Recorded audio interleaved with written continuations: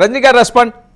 రజనీ గారు ఏం జరగబోతుంది, ఏం చేయబోతున్నారు, ఏ టీం వెళ్ళబోతుంది పవన్ కళ్యాణ్ గారు గెలిపించుకోవడానికి? అది ఏమైనా ఉన్నదా స్కెడ్యూల్? పవన్ కళ్యాణ్ గారు ఎప్పుడు ప్రచారానికి వెళ్తారు?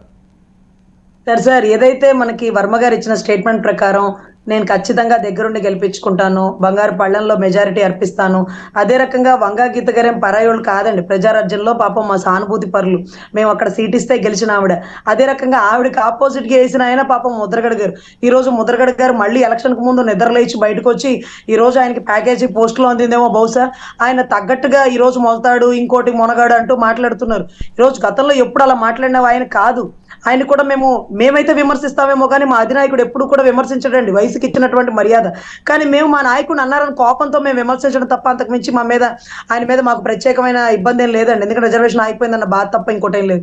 సో వీటన్నిటికంటే మించి పిఠాపూర్ నుంచే పోటీ చేస్తారు, భారీ మెజారిటీ గెలిపొస్తుంది. మా రెడ్ అన్నకి మేము తరిమి కొట్టారు గిఫ్ట్ ఇస్తాము. అదే రకంగా చైల్డ్ ఆర్టిస్టు, పెయిడ్ ఆర్టిస్టులు ఈ మాటలు కాదండి.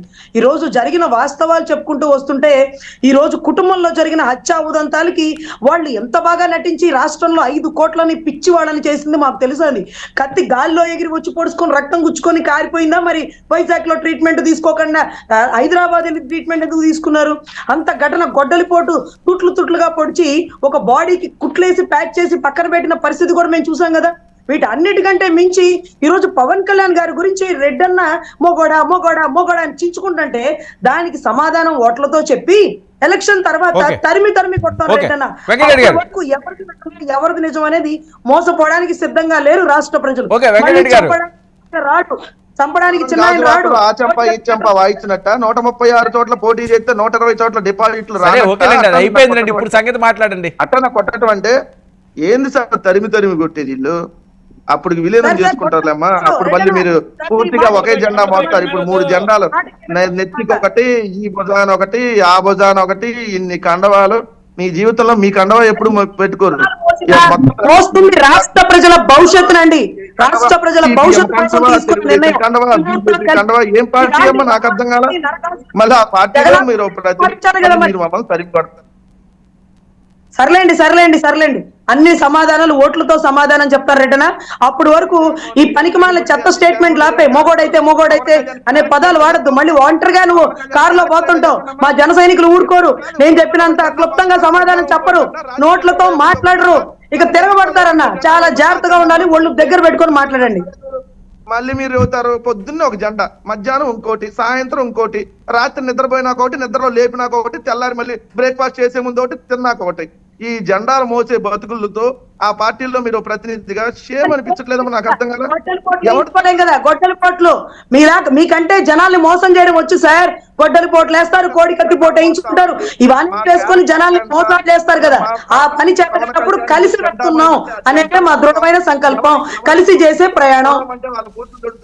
ఎవరిని పోవడం అంటే వాడిని పొగుడుతాం, ఎవరిని తిట్టమంటే వాడిని తిట్టాం. చంద్రబాబు నాయుడు అంత గొప్పోడు లేడంటాం, మోడీ అంత నీచుడు లేడంటాం, ఒక రోజు మోడీ అంత గొప్పోడు లేడంటాం, ఒక రోజు కమ్యూనిస్ట్ అంటాం.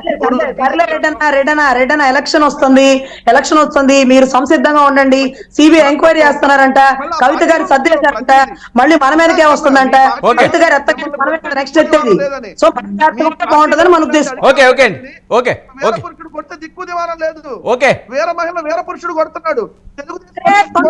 తెలంగాణలో కొడితే దిక్కు దివానా లేదు. ఒక రాష్ట్ర ముఖ్యమంత్రికి సిగ్గు లేదా? చెల్లిని కొట్టి అరెస్ట్ చేస్తే సిగ్గు లేదా? ముఖ్యమంత్రి పదవిలో కేసీఆర్ ని క్వశ్చన్ చేయలేవా? సానుభూతి చెప్పలేవా? క్వశ్చన్ చేయలేవా? తల్లిని కొట్టి తీసుకుపోయారు, చెల్లిని కొట్టి లాక్కుపోయారు. సిగ్గు లేదా మీకు? మీరు మాట్లాడుతున్నారు మళ్ళా. పవన్ కళ్యాణ్ ఇచ్చే గౌరవం అదేనండి. వేరే పురుషులు కొట్టినా అసలు కనీసం మీ తల్లికి మీరేం గౌరవం ఇచ్చారో మేము చూసాంలే సార్. మేమేం గౌరవం ఇచ్చుకున్నాం మాకు తెలుసు, కానీ మీరు మీ తల్లికి ఏం గౌరవం ఇచ్చారో చూడండి. అంతకంటే చేయగలిగింది ఏం లేదు. స్టాండర్డ్ గా అమ్మగారు అడుగుతున్నారు, విజయమ్మ గారు, ఈసారి ఎలక్షన్ అంటే జరిగిద్దని చెప్పండి ముందు కాస్త. రక్షణ కోసం, దేశ పరిరక్షణ కోసం, దేశాల మధ్య యుద్ధం పరిరక్షణ కాదు సార్, జరుగుతున్న దాడుల కోసం దరిద్రం చేశారు కదా, రాష్ట్రం అంతా అప్పుల పాలు చేశారు కదా, మరి కాపాడాలి కదా, తప్పేదే ఉంది. మీకన్నా అనిపిస్తుందా డిబేట్ అయిపోయినా చూసుకొని అసలు నేను ఎంత పర్ఫార్మెన్స్ అసలు ఈ విధంగా పర్ఫార్మెన్స్ కి మీరే మార్కులు వేసేది, మరి టీవీ డిబేట్ లో ఎక్కువ చేశానని ఫీల్ అవుతారా? రైట్, ఓకే వెంకటరెడ్డి గారు